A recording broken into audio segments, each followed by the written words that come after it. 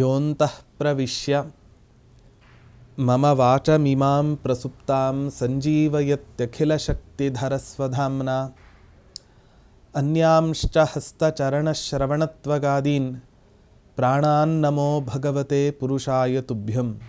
ಪೂಜ್ಯಾಯ ರಾಘವೇಂದ್ರಾಯ ಸತ್ಯಧರ್ಮರತಾಯ ಚ ಭಜತಾಂ ಕಲ್ಪವೃಕ್ಷಾಯ ನಮತಾಂ ಕಾಮಧೇನವೇ. ದುರ್ವಾದಿಧ್ವಾಂತರವಯೇ ವೈಷ್ಣವೇಂದೀವರೇಂದವೇ ಶ್ರೀರಾಘವೇಂದ್ರ ಗುರವೇ ನಮೋ ಅತ್ಯಂತದಯಾಲವೇ. ತಪಸ್ವಾಧ್ಯಾಯ ಶುಶ್ರೂಷಾ ಕೃಷ್ಣಪೂಜಾರತಂ ಮುನಿಂ ವಿಶ್ವೇಶಮಿಷ್ಟದಂ ವಂದೇ ಪರಿವ್ರಾಟ್ ಚಕ್ರವರ್ತಿನಂ. ಶ್ರೀ ಗುರುಭ್ಯೋ ನಮಃ. ಹರಿ ಓಂ. ರಾಯರ ಸಹಸ್ರನಾಮ ಚಿಂತನೆಯಲ್ಲಿ ರಾಯರ ಪವಾಡಗಳನ್ನು, ರಾಯರ ಮಹಿಮೆಗಳನ್ನು, ರಾಯರ ವ್ಯಕ್ತಿತ್ವವನ್ನು ಸಾರತಕ್ಕಂತಹ ಅನೇಕ ನಾಮಗಳ ಚಿಂತನೆಯನ್ನು ನಾವು ಇವತ್ತಿನ ದಿನ ಮಾಡಿದ್ದೇವೆ. ಕೃಷ್ಣಾವಧೂತರು ರಾಘವೇಂದ್ರ ತೀರ್ಥರ ಮಹಿಮೆಯನ್ನು ತಿಳಿಸ್ತಕ್ಕಂತಹ ಇನ್ನೊಂದು ಅಪೂರ್ವವಾಗಿರತಕ್ಕಂತಹ ಒಂದು ನಾಮ ಓಂ ತೈಲ ವಿದ್ವೇಷಿಣೇ ನಮಃ. ರಾಘವೇಂದ್ರ ತೀರ್ಥರು ತೈಲವನ್ನು ದ್ವೇಷ ಮಾಡತಕ್ಕಂಥವರು ಅಂತ ಅರ್ಥ. ಇಂತಹ ತೈಲದ್ವೇಷಿಗಳಾದ ರಾಘವೇಂದ್ರ ತೀರ್ಥರಿಗೆ ನಾನು ನಮಸ್ಕಾರವನ್ನು ಮಾಡ್ತೇನೆ.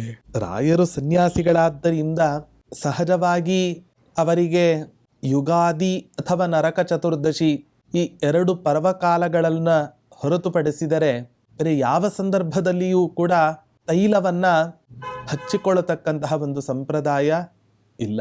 ಸನ್ಯಾಸಿಗಳಾಗಿದ್ದಾಗ ಒಂದು ಬಗೆ, ಆದರೆ ಇದೇ ರಾಘವೇಂದ್ರ ತೀರ್ಥರು ವೆಂಕಟನಾಥರಾಗಿದ್ದಾಗ ಅವರಿಗೆ ಎಣ್ಣೆ ಹಚ್ಕೋಬೇಕಂತ ಹೇಳಿದ್ರು ಕೂಡ ಅವರ ಮನೆಯಲ್ಲಿ ಅದಕ್ಕೆ ಪ್ರಾಪ್ತಿ ಇರಲಿಲ್ಲ, ಗತಿ ಇರಲಿಲ್ಲ.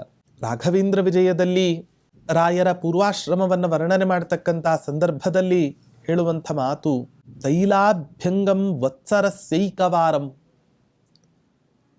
ಒಂದು ವರ್ಷಕ್ಕೆ ಒಂದು ಬಾರಿ ಆ ಎಣ್ಣೆ ರಾಘವೇಂದ್ರ ತೀರ್ಥರ ದೇಹವನ್ನು ಸೋಂಕಿದರೆ ಹೆಚ್ಚು ಅಂತ ಹೇಳಿದರೆ ಆ ವೆಂಕಟನಾಥರಿಗೆ ಇದ್ದ ಬಡತನ ಎಷ್ಟು ಅನ್ನೋದನ್ನು ನಾವು ಅರ್ಥ ಮಾಡ್ಕೋಬೇಕು.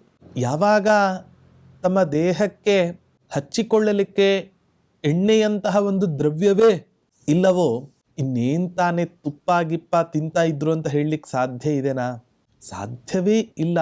ಅಷ್ಟು ಕಡಬಡತನದಲ್ಲಿ ಆ ರಾಘವೇಂದ್ರ ತೀರ್ಥರು ತಮ್ಮ ಪೂರ್ವಾಶ್ರಮದ ಜೀವನವನ್ನು ಕಳೆದರು ಅನ್ನೋದನ್ನು ನಾವು ಕೇಳ್ತೇವೆ.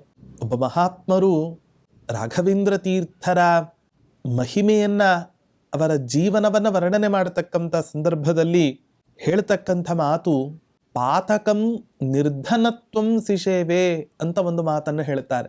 ಸಣ್ಣ ಪುಟ್ಟ ಕೆಲವೊಂದು ಪಾಪಗಳು ಅಂತ ಇದ್ವಂತೆ. ಈ ಪಾಪವನ್ನು ಅನುಭವಿಸುವ ಬಗೆ ಅನೇಕ ರೀತಿಯಾಗಿರುತ್ತೆ. ಮಹಾತ್ಮರಿಗೊಂದು ರೀತಿ, ಪಾಪಿಗಳಿಗೊಂದು ರೀತಿ, ಅನೇಕ ಕ್ರಮಗಳನ್ನು ಶಾಸ್ತ್ರದಲ್ಲಿ ಹೇಳ್ತಾರೆ. ರಾಯರಿಗೆ ಒದಗಿದ ಯಾವ ಒಂದು ಪಾತಕ ಇದೆ, ಆ ಪಾತಕವನ್ನು ರಾಘವೇಂದ್ರ ತೀರ್ಥರು ಹೆಂಗೆ ಸೇವಿಸಿದರು ಅಂತ ಹೇಳಿದ್ರೆ ನಿರ್ಧನತ್ವಂ ಸಿಷೇವೆ. ಕಡು ದಾರಿದ್ರ್ಯದ ಮೂಲಕ, ಕಡು ಬಡತನದ ಮೂಲಕ ಅವರು ಆ ಪಾಪವನ್ನ ಸೇವಿಸುವಂಥವರಾದರು ಅಂತ ಹೇಳ್ತಾ ಇದ್ದಾರೆ. ಹಾಗಾಗಿ ರಾಯರ ಬಡತನ ಅನುಭವಿಸಿದ್ರು ಅಂತ ಹೇಳಿ ಅಪಾರ್ಥವನ್ನ ನಾವು ಯಾವತ್ತೂ ಕೂಡ ನಾವು ಕಲ್ಪಿಸಿಕೊಳ್ಳಲಿಕ್ಕೆ ಹೋಗಬಾರದು ಅಂತ ಹೇಳ್ತಾರೆ. ಜ್ಯೋತಿಷ್ಶಾಸ್ತ್ರದಲ್ಲಿ, ಧರ್ಮಶಾಸ್ತ್ರದಲ್ಲಿ ತೈಲದ ಬಗ್ಗೆ ಅರ್ಥಾತ್ ಎಣ್ಣೆಯ ಬಗ್ಗೆ ಅನೇಕ ಮಾತುಗಳನ್ನು ನಾವು ನೋಡ್ತೇವೆ. ಘೃತಾತ್ ಅಷ್ಟಗುಣಂ ತೈಲಂ ಮರ್ದಯೇದ್ ನತು ಖಾದಯೇದ್. ತುಪ್ಪಕ್ಕಿಂತಲೂ ಕೂಡ 8 ಗುಣ ಉತ್ತಮವಾದದ್ದು ತೈಲ. ಇಂಥ ತೈಲದಿಂದ ನಮ್ಮ ದೇಹವನ್ನು ಮರ್ದನ ಮಾಡಿಕೊಳ್ಳಬೇಕು, ಹೊರತು ಅದನ್ನು ತಿನ್ನಬಾರದು ಅಂತ ಹೇಳ್ತಕ್ಕಂಥ ಮಾತು. ಇಂಥ ತೈಲವನ್ನು ನಾವು ಯಾವಾಗ ಲೇಪನ ಮಾಡಿಕೊಳ್ಳಬೇಕು, ಯಾವಾಗ ಮಾಡಿಕೊಳ್ಳಬಾರದು ಅನ್ನುವ ಒಂದು ಸಹಜ ಜಿಜ್ಞಾಸೆ ನಮಗೆ ಉಂಟಾದರೆ ಆಗ ಹೇಳ್ತಾರೆ ವ್ರತೆ ಶ್ರಾದ್ಧೆ ದ್ವಾದಶ್ಯಾಂ ಗ್ರಹಣೆ ತಥಾ ಮಧ್ಯಲೇಪ ಸಮಂ ತೈಲಂ ತಸ್ಮಾತ್ ತೈಲಂ ವಿವರ್ಜಯೇತ್. ಏಕಾದಶಿ ಮೊದಲಾದ ದಿನತ್ರಯ ವ್ರತಗಳಲ್ಲಿ, ಶ್ರಾದ್ದವನ್ನು ಮಾಡತಕ್ಕಂಥ ಸಂದರ್ಭದಲ್ಲಿ, ಗ್ರಹಣ ಕಾಲದಲ್ಲಿ, ಇಷ್ಟು ಸಮಯದಲ್ಲಿ ನಾವು ಎಣ್ಣೆಯನ್ನು ಹಚ್ಚಿಕೊಂಡು ನಾವು ಸ್ನಾನವನ್ನು ಮಾಡಿದ್ವಿ ಅಂತಾದರೆ ಆ ಎಣ್ಣೆ ಹೆಂಡಕ್ಕೆ ಸಮಾನವಾಗತ್ತೆ ಅಂತ ಹೇಳ್ತಾ ಇದ್ದಾರೆ. ಒಂದೊಂದು ತೈಲದ ಗುಣವೂ ಕೂಡ ಒಂದೊಂದು ರೀತಿಯಾಗಿ ವರ್ಣನೆಯನ್ನು ಮಾಡ್ತಾರೆ. ಈಗಿನ ಕಾಲದಲ್ಲಂತೂ ಅನೇಕ ತೈಲಗಳನ್ನು ನಾವು ಕಾಣುತ್ತೇವೆ. ಇಂತಹ ತೈಲವನ್ನು ವಾರಗಳಲ್ಲಿ ನಾವು ಯಾವಾಗ ಲೇಪನ ಮಾಡಿಕೊಳ್ಳಬೇಕು ಅಂತ ಜಿಜ್ಞಾಸೆ ಉಂಟಾದಾಗ ಅರ್ಕೆ ನೂನಂ ದಹತಿ ಹೃದಯಂ. ಅರ್ಕೆ ಅಂದರೆ ಭಾನುವಾಸರ ಅಂತ ಅರ್ಥ. ಭಾನುವಾರದಂದು ನಮಗೆ ರಜೆ ಇದೆ ಅಂತ ಹೇಳಿ ನಾವು ಎಣ್ಣೆಯನ್ನು ಹಚ್ಚಿಕೊಂಡು ನಾವು ಸ್ನಾನವನ್ನು ಮಾಡಿದ್ವಿ ಅಂತಾದರೆ ನೂನಂ ಹೃದಯಂ ದಹತಿ. ಮನಸ್ಸಿಗೆ ಬೇಸರ ಆಗ್ತಕ್ಕಂಥ ಅನೇಕ ಸಂಗತಿಗಳು ನಾವು ಭಾನುವಾರದಂದು ಎಣ್ಣೆಯ ಲೇಪನವನ್ನು ಮಾಡಿಕೊಂಡು ಸ್ನಾನ ಮಾಡಿದಾಗ ನಮಗುಂಟಾಗತ್ತೆ. ಕೀರ್ತಿ ಲಾಭಶ್ಚ ಸೋಮೆ. ಸೋಮವಾರದಂದು ಅಭ್ಯಂಗ ಸ್ನಾನವನ್ನು ಮಾಡಿದರೆ ಆಗ ಕೀರ್ತಿ ನಮಗೆ ಪ್ರಾಪ್ತಿ ಆಗತ್ತೆ. ಭೌಮೇ ಮೃತ್ಯುರ್ಭವತಿ ನಿಯತಂ. ಭೌಮವಾಸರ ಅರ್ಥಾತ್ ಮಂಗಳವಾಸರದಂದು ನಾವೇನಾದರೂ ಕೂಡ ಅಭ್ಯಂಗವನ್ನು ಮಾಡಿಕೊಂಡ್ವಿ, ಎಣ್ಣೆಯನ್ನು ಹಚ್ಚಿಕೊಂಡ್ವಿ, ಲೇಪನ ಮಾಡಿಕೊಂಡ್ವಿ ಅಂತಾದರೆ ಮೃತ್ಯು ಒದಗತ್ತೆ ಅಂತ ಹೇಳ್ತಾ ಇದ್ದಾರೆ. ಮೃತ್ಯು ಒದಗತ್ತೆ ಅನ್ನೋ ಶಬ್ದಕ್ಕೆ ಮರಣ ಪ್ರಾಪ್ತಿ ಆಗತ್ತೆ ಅಂತ ಅರ್ಥ ಅಲ್ಲ, ಮರಣ ಸದೃಶವಾದಂತಹ ದುಃಖ ನಮಗೆ ಪ್ರಾಪ್ತಿ ಆಗತ್ತೆ ಅಂತ ಅರ್ಥ. ಇನ್ನು ಚಂದ್ರಜಂ ಪುತ್ರ ಲಾಭ. ಬುಧವಾರ ನಾವು ಎಣ್ಣೆಯನ್ನು ಲೇಪನ ಮಾಡಿಕೊಂಡ್ವಿ ಅಂತ ಹೇಳ್ಬಿಟ್ರೆ ಒಂದು ಉತ್ತಮವಾದ ಸಂತಾನ ನಮಗೆ ಪುತ್ರ ಪ್ರಾಪ್ತಿ ನಮಗೆ ಉಂಟಾಗತ್ತೆ.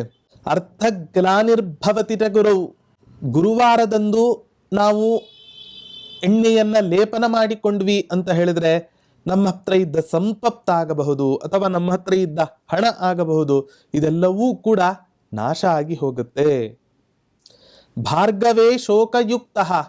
ಅರ್ಥಾತ್ ಶುಕ್ರವಾರದಂದು ನಾವೇನಾದರೂ ಕೂಡ ಅಭ್ಯಂಗ ಸ್ನಾನವನ್ನು ಮಾಡಿದ್ವಿ ಅಂತ ಆದರೆ ಅವನಿಗೆ ಶೋಕ ದುಃಖ ಅನ್ನೋದು ಪ್ರಾಪ್ತಿ ಆಗತ್ತೆ. ತೈಲಾಭ್ಯಂಗಂ ಅನಯ ಮರಣಂ ಸೂರ್ಯಜೆ ದೀರ್ಘಮಾಯುಹು ಅಂತ ಹೇಳ್ತಾ ಇದ್ರು.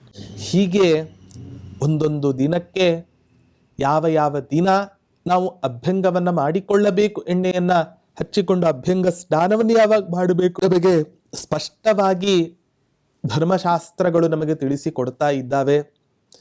ಅದರ ರಾಘವೇಂದ್ರ ತೀರ್ಥರ ಜೀವನದಲ್ಲಿ ಆ ದಿನ ಹಚ್ಕೊಂಡ್ರೆ ಈ ದುಃಖ ಉಂಟಾಗತ್ತೆ ಅಥವಾ ಇನ್ಯಾವತ್ತೋ ಹಚ್ಕೊಂಡ್ರೆ ಇನ್ನೇನೋ ದುಃಖ ಪ್ರಾಪ್ತಿ ಆಗತ್ತೆ ಅನ್ನುವಂತಹ ಒಂದು ಪ್ರಮೇಯವೇ ಇಲ್ಲ.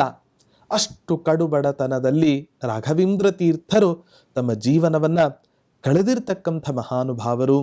ಇಂಥ ಮಹಾನುಭಾವರಾದ ರಾಘವೇಂದ್ರ ತೀರ್ಥರಂತಹ ವೈರಾಗ್ಯಪೂರ್ಣವಾದ ಜೀವನ ನಮ್ಮಲ್ಲಿ ಉಂಟಾಗಲಿ, ನಾವು ಕೂಡ ವೈರಾಗ್ಯ ಜೀವನವನ್ನು ನಡೆಸುವಂತಾಗಲಿ ಅನ್ನುವಂತಹ ವಿನಮ್ರವಾದ ಪ್ರಾರ್ಥನೆ ಈ ನಾಮದಲ್ಲಿ ನಾವು ಕಾಣಬಹುದಾಗಿದೆ.